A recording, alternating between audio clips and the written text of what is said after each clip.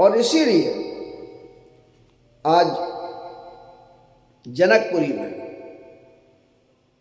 ये चारों फल के रूप में, चारों पुरुषार्थ के चरण के रूप में, चार युग के रूप में ये शक्ति स्वरूप के साथ महाराज जनक सहित महाराज दशरथ जी एवं संपूर्ण जनवासी में बड़ा उमंग है, बहुत आनंद आ रहा है।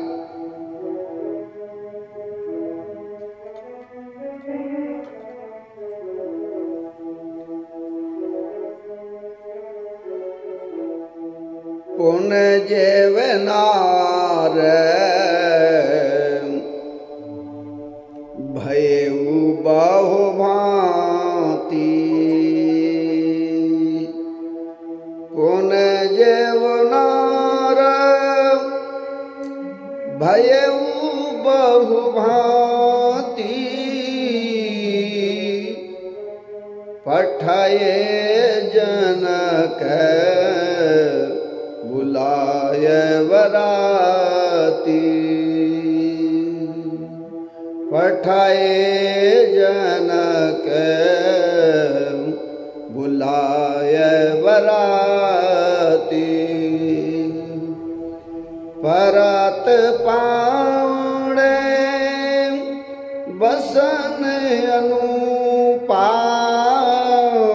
परत पावड़े वसन अनुपा, सुतन समेत गमन किय भूपा, सुतन समेत गमन किय भूपा।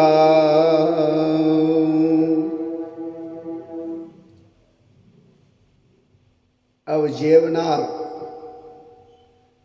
का अवसर आया है, जिसे भोजन प्रसाद अलग अलग जगहों पर अलग अलग नाम से पुकारते हैं। उसकी तैयारी है। उसके लिए महाराज जनक जी ने सूचना दी है, सबको बुलवाया है। महाराज दशरथ जी के सहित पूरी बारात को आमंत्रित किया कि अब जेवनार के लिए, जेवन करने के लिए अर्थात भोजन के लिए, पंगत के लिए अलग अलग जगह अलग अलग नाम लिए जाते हैं, उसके लिए बुलाया है। अब लोग जब आ रहे हैं तो उनके लिए आगमन में मान सम्मान के लिए, जैसे आजकल मैटी बिछाते हैं, कालीन डालते हैं, जिस पर चलकर आते हैं अतिथि लोग, उसी का नाम है पावड़े। अच्छे अच्छे सुंदर वस्त्र बिछा के जिस पर चलकर जो है बारात के लोग आ रहे हैं, बड़े बड़े अनोखे जो हैं पावड़े बिछाए गए हैं, उन पर चलकर बारात के लोग आ रहे हैं। और महाराज दशरथ जी अपने पुत्रों के साथ पधारे हैं।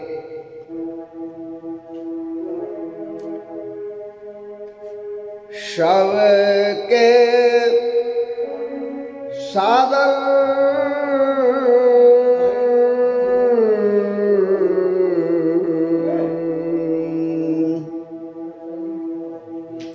सादर सबके पाय पखारे,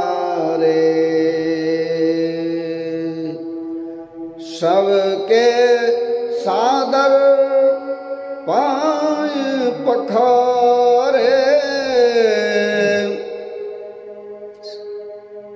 सब सादर सादर सबके पाय पखारे, यथा योग्य पीड़न बैठा रे, यथा योग्य पीड़न बैठा रे। धोए जनक अवधिपति चरना, धोए जनक अवधपति चरना, शील स्नेह जाय नहीं वरना, शील स्नेह जाय नहीं वरना। इस प्रकार बराती सब आ रहे हैं। लोग कहते हैं जाति व्यवस्था। उस समय भी महाराज दशरथ से बहुत पहले ही जो महाराज मनु थे, यही जाति व्यवस्था उसी समय लागू की गई थी। जब वर्ण व्यवस्था में विकृतियां उत्पन्न हो गई, हमारा साहित्य कहता है कि पहले जो सृष्टि क्रम है, उस सृष्टि क्रम में वर्ण व्यवस्था थी। 4 वर्ण थे, ब्राह्मण, क्षत्रिय, वैश्य और शूद्र। लेकिन जब उनकी व्यवस्थाओं में, उनके कार्यों में विकृति उत्पन्न हो गई,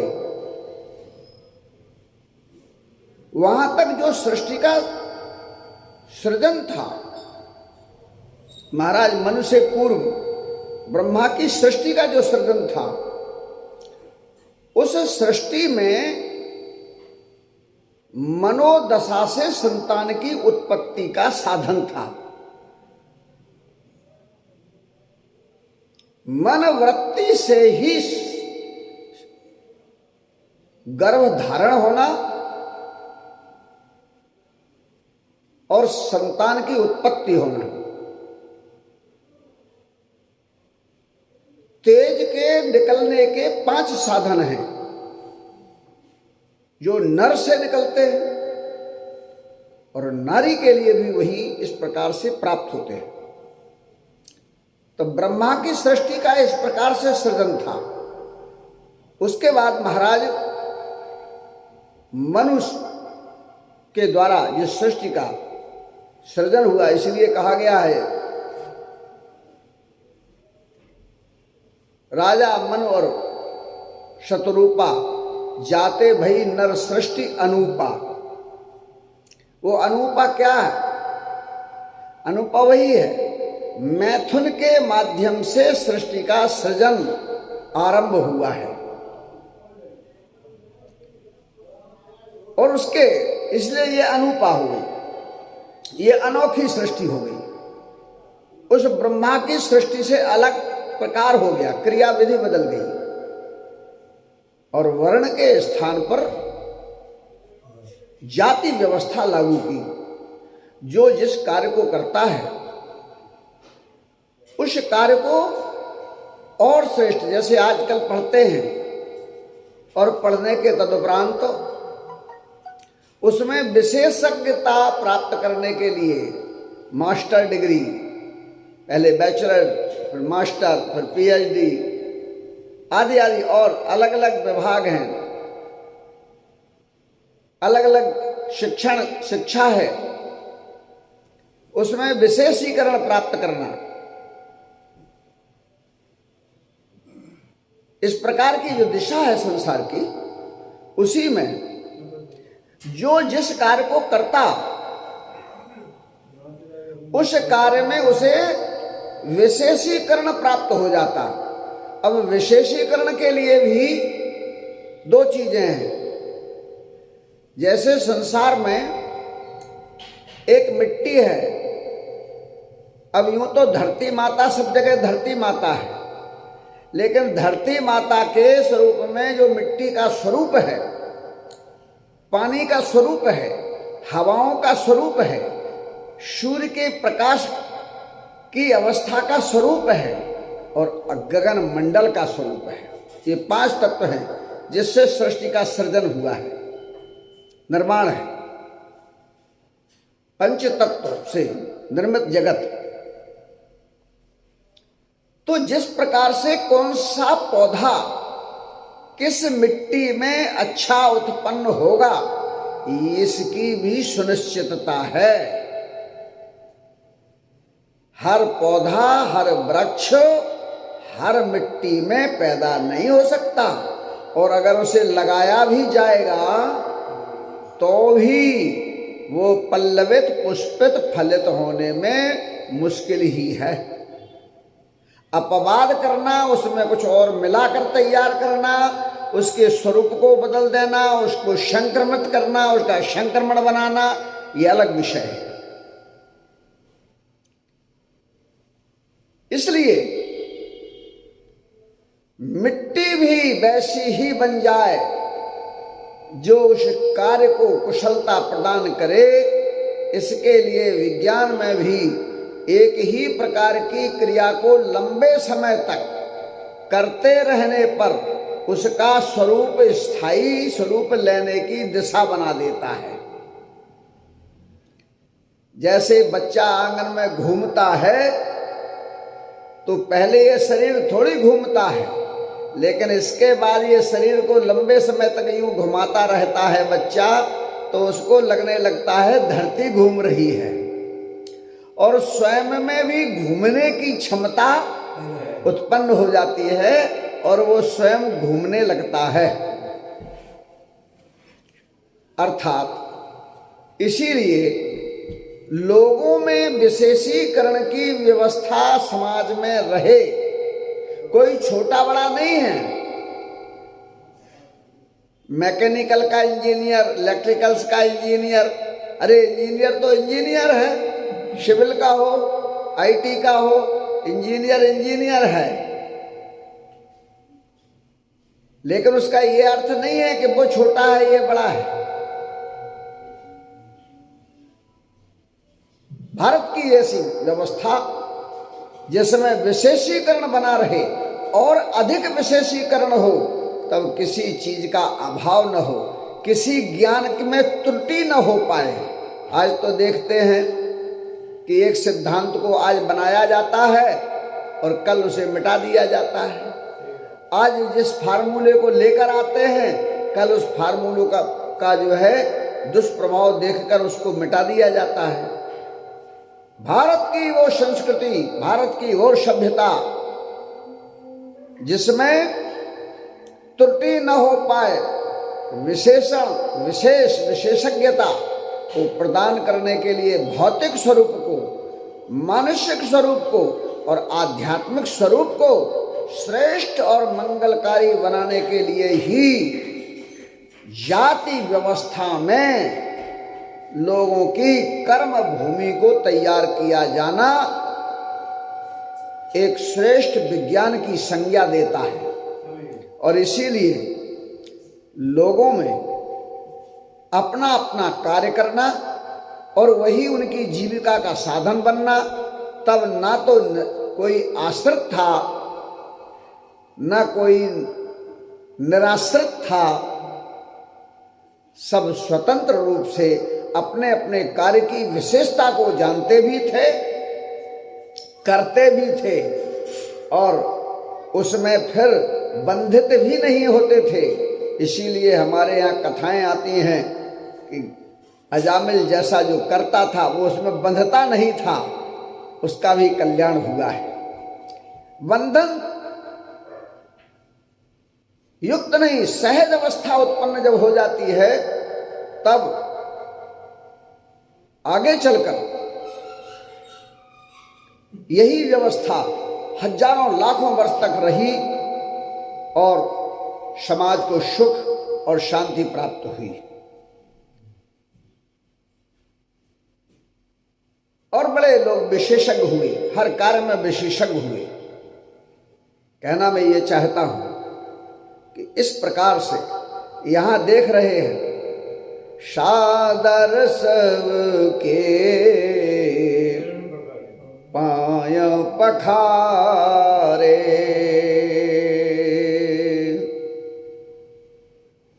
धन्य है सबके पैर पखारे जा रहे हैं, धोए जा रहे हैं। देखिए यहाँ वो जाति नहीं है, जबकि जाति व्यवस्था थी, लेकिन यहाँ ये नहीं देखा जा रहा है कि किसके पैर धोना है, किसके पैर नहीं धोना है। ये परंपरा है, शुचिता भी है इसमें। आहार करने के लिए जाते हैं, भोजन करने के लिए जाते हैं, कितनी सुंदर जीवन पद्धति है, और मान दिया जा रहा है, सबको सम्मान दिया जा रहा है, सब में समता उत्पन्न की जा रही है, सबके अंदर सुदृढ़ भाव लाया जा रहा है, शुभ विचार लाया जा रहा है। इस प्रकार से बड़े आदर के साथ, सम्मान के साथ सभी के पैर धोए, पैर पखारे जा रहे हैं। और फिर वहां यथा योग्य आसनें लगी हुई हैं, अर्थात जिसको जिसकी आवश्यकता है, जिसके लिए जिसकी जरूरत है, जहां उसकी शोभा हो, जहां सबकी व्यवस्था हो।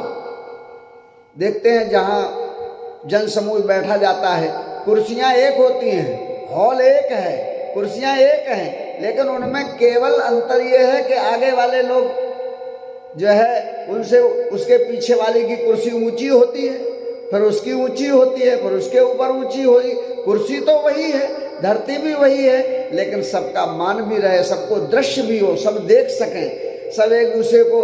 यह जो व्यवस्था इस प्रकार से है, जैसे आज ये उपाय किया जाता है, इसी प्रकार से यथा योग्य, जहाँ जिसको जैसे बैठना चाहिए, जहाँ जिसका सम्मान रहे, वहाँ पीढ़े डले हुए। पीढ़न का मतलब है जो आजकल कुर्सियाँ हैं, उसमें वो पीढ़े चौकी कहलाती हैं, बड़ी बड़ी ऊंची जो है, तो पीढ़े जो है बनाए जाते हैं, उनमें रस्सी से भरा जाता है उसको। अब आजकल नई पीढ़ी पीढ़ों को समझेगी नहीं, पीढ़ा क्या होता है। लकड़ी का बना हुआ 4 पाए होते हैं, और उसमें सुतली रस्सी, उससे उसको बीच में तैयार किया जाता है, बैठने के लिए आसन दी जाती है। इस प्रकार से उन पर बिठाला गया है। और महाराज अवध नरेश महाराज दशरथ जो हैं, उनके चरणों को महाराज जनक जी धो रहे हैं। उन्होंने धोए, बड़ा विनम्र स्वभावशील और प्रेम के साथ कहते हैं। इस तरह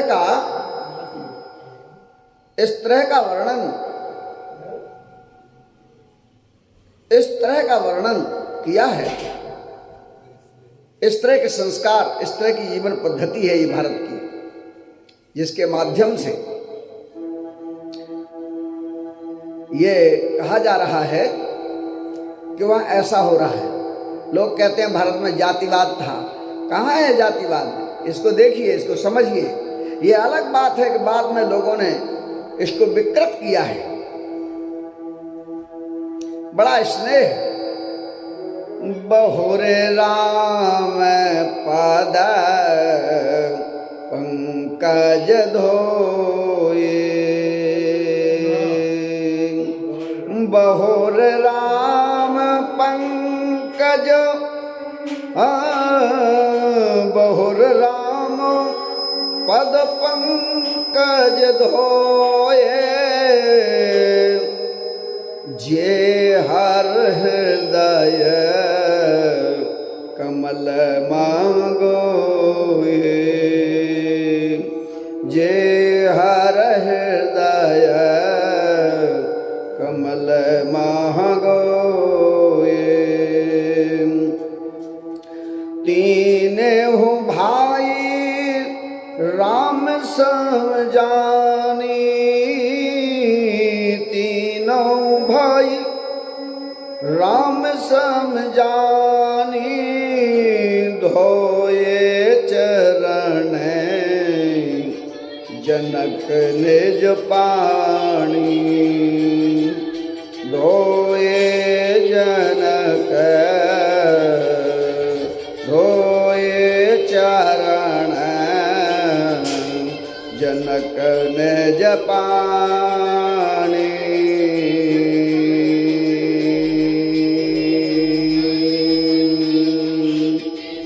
इस प्रकार महाराज दशरथ के उपरांत महाराज दशरथ जी के चरण धोने के बाद फिर भगवान के कमलस्थ रूपी चरणों को महाराज जनक जी ने धोया है। धन्य है। कहते हैं ना, बेटा प्राप्त किया मन शत्रुपा जी ने। जो स्नान कराते हैं भगवान को, चरण भी धोते रहे। स्नान में सब है, सब अंग धोते। धन्य है। और जनक जी कहते हैं बेटी देकर बेटा मिले। ऐसे परात्पर परमात्मा प्रभु के कमला स्वरूपी चरण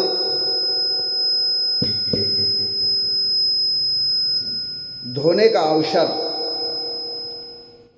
महाराज जनक जी को मिला।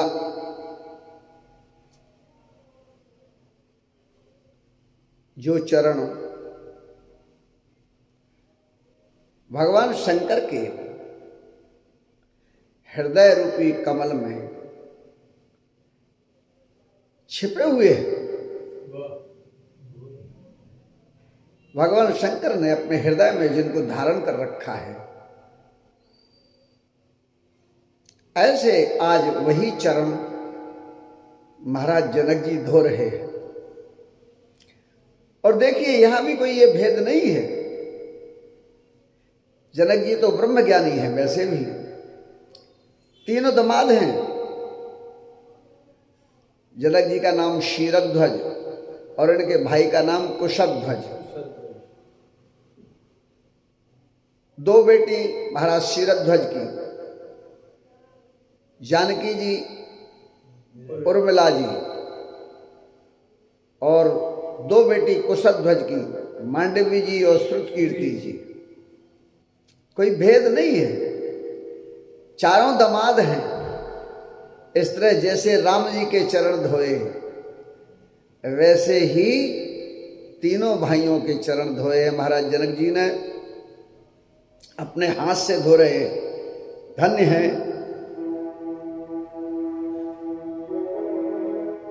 आसन उचित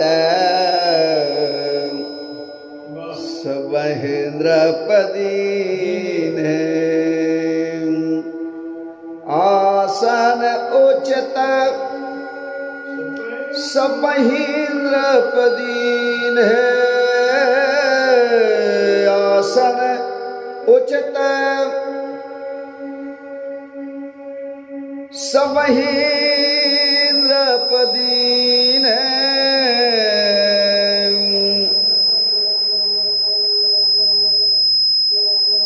बोल सुपकारी सबलीन है।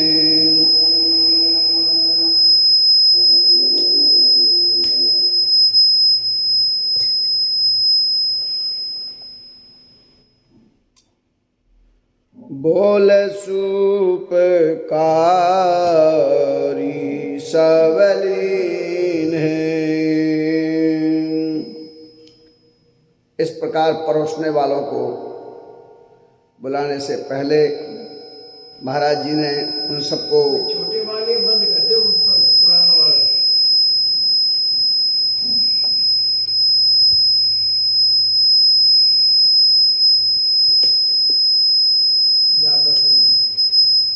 उचित आसन दिया है पहले बैठने के लिए।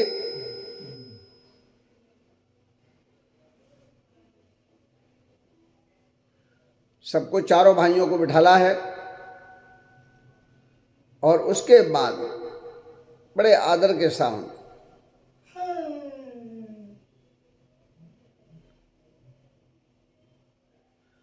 और जो रसोई बनाने वाले हैं, जिन्होंने रसोई बनाई है, उनको भी बुलाया है। और इस प्रकार से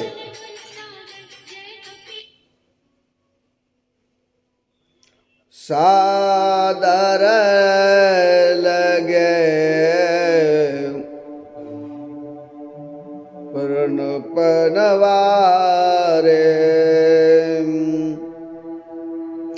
सादर लगे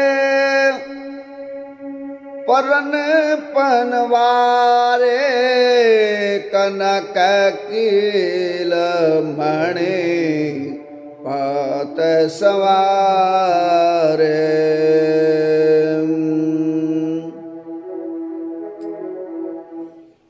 अब क्या है कि भोजन जो होता है उसके लिए पत्तल की व्यवस्था रहती है। आज भी पत्तल की व्यवस्था है। पवित्रता है, पैर धुलाए, आसन दिया है, पावनता है। साथ साथ बैठ रहे हैं सब, ये अलग बात है, लेकिन इसके बाद भी उसमें पावनता और पवित्रता रहे, शुचिता रहे। देखा कोरोना आया अभी तो उसमें सब दूर दूर रहने लगे और कहने लगे हाथ धो, बार बार दूर रहो। सब बैठे हैं, सब अलग। ये नहीं कि एक साथ सब, आजकल जो परंपरा आ गई, पत्तलें डाली गई हैं, बड़ी सुंदर पत्तलें बनाई गई हैं। व्रतियों के सामने पत्तल में पत्ते अलग अलग होते हैं, लेकिन उसमें कील लगी रहती है। इसमें सोने की कील लगी है, मणियों से जड़े हुए। ऐसे सुंदर जो है पत्तल जो है वो सबके सामने परसी।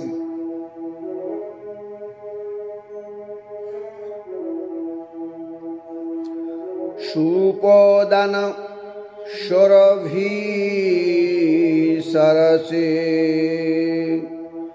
सुंदर स्वाद पुनीत राम, सुंदर स्वाद पुनीत। क्षण मह सबको परस गए, चतुर सुवार विनीत। लखन सिया रामचंद्र की जय। इस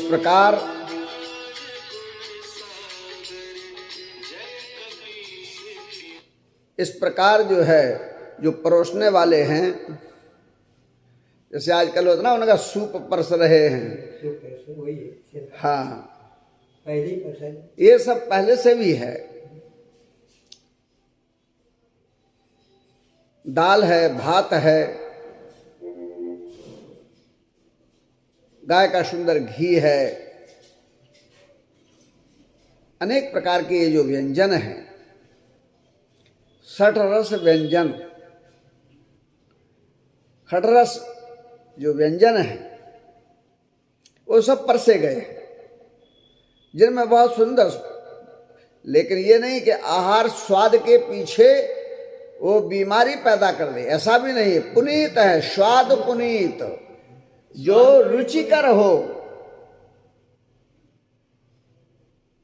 अगर रुचि का भोजन नहीं होगा तो जो भोजन आहार ग्रहण करने की क्रिया होती है उसमें से आपके अंदर स्वरुचि न होने पर रस जो निकलते हैं, जो पाचन करते हैं, उनका न निकलना पाचन तंत्र को खराब करता है। और अरुचि जब होकर के लोग भोजन करते हैं जिसमें उनकी स्वरुचि नहीं होती, तो उनके अंदर जिह्वा से, उनके अंदर की पाचन तंत्र की जो क्रिया है उससे निकलने वाले रस उस आहार को सुपाच्य बनाते हैं और उसमें से उत्पन्न शक्ति को ग्रहण भी करते हैं। इस शरीर को जो उनसे प्राप्त होना है वे सब उससे तभी प्राप्त हो पाते हैं जब भोजन आहार ठीक से पचेगा। और पचेगा तब जब सुरुचिपूर्ण भोजन होगा, आहार होगा। इसीलिए ऐसा ही जो है, जब आहार होगा, स्वाद पूर्ण होगा, स्वाद मिलेगा जिसमें, तो उसको पुनीत कहते हैं। इसीलिए वो पुनीत है। जिसमें स्वाद न मिल रहा हो तो वो पचेगा ही नहीं। तो पुनीत की जगह वो अपुनीत हो जाएगा और लोगों के पेट को खराब करेगा, स्वास्थ्य खराब कर देगा। लेकिन नहीं, जिसमें सबको स्वाद मिले ऐसा सुरुचिपूर्ण जो है सबको परोस की गई है, परसा गया है बहुत शीघ्रता में। अब ये नहीं कि कोई एक तरफ पत्तल परस रहे हैं, एक तरफ जो है लोग चिल्ला रहे हैं यहाँ ये लाइए, वो कह रहे हैं यहाँ से ये लाइए। ये जो शुभ व्यवस्था है वो नहीं है। लोगों के अंदर इंतजार की वो घड़ी बहुत अधिक नहीं होना चाहिए। सामने आहार भोजन रखा है, अब वो एक जगह परस नहीं हो रही, एक जगह परसा है। अब वहाँ जीव जंतु मक्खी मच्छर बहुत सारे कब तक रखवाली करे, हाथ देखेगा। दूसरा आदमी के अंदर जो सुरुचि पैदा हो रही है वो रुचि स्वरुचि के स्वरस निकल जाते हैं। बड़ा विज्ञान है, क्षण में सबको परस गए, शीघ्रता में परसना चाहिए, ये व्यवस्था है। तब वो स्वादपूर्ण भोजन सुरुचिपूर्ण भोजन सबको अच्छा लगेगा और सुखदायी भी होगा। ऐसे सुंदर चतुर परोसकार जो है परोसने वालों ने ये कार्य किया है। परस चल रही है भगवान के विवाह में, सब बराती लोग बैठे हैं। बोलिए श्यावर रामचंद्र की जय, उमापति महादेव की जय, पवन सुत हनुमान की जय, गोसाई तुलसीदास की जय, समाधि वाले महाराज की जय। जय जय सीताराम, हर हर महादेव।